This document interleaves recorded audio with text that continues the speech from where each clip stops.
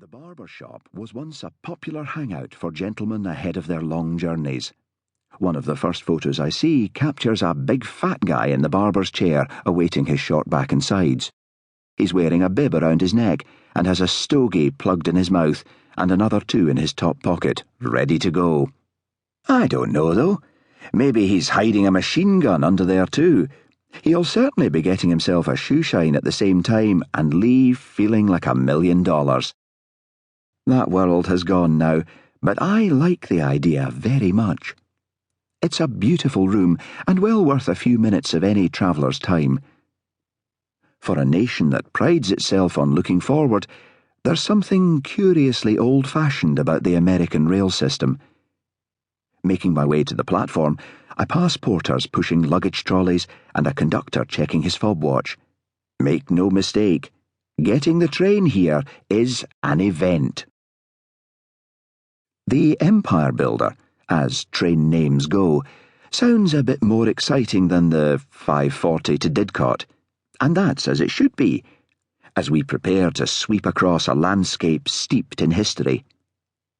Someone once said that businessmen fly and dreamers catch trains, and this is a route that thousands, if not millions, of dreamers have taken.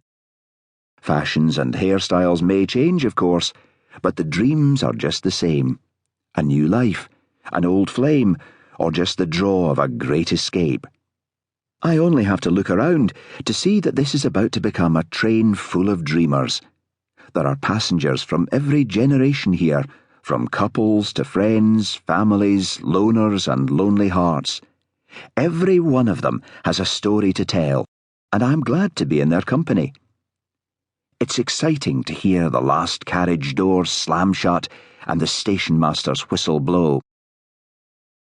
So long, Chicago, so long. Yeah, he announces like a jazz compere, and a moment later, we ease off on our way. On board, I find a good place to settle in and stow my luggage overhead. Strikingly, this train offers some seats facing the window. If you're the kind of passenger who prefers to tune out and watch the world pass by, this is the railroad for you. Me? I'm happy to take a table seat in true British fashion. As well as admiring the ever-changing landscape and picking at my banjo, I like to doze as well as chat to anyone who cares to share my table. Having a camera crew with me is certainly a great icebreaker. When I venture along the aisle to seek out the restaurant carriage and find out what draws people to this choice of travel, I feel like I should have a mariachi band right behind me. "This is the only way to go," drawls one old boy at his table, and salutes me with his drink.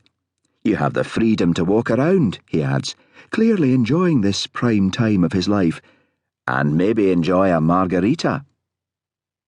Even in our first few miles out of Chicago, there's an atmosphere of camaraderie on board.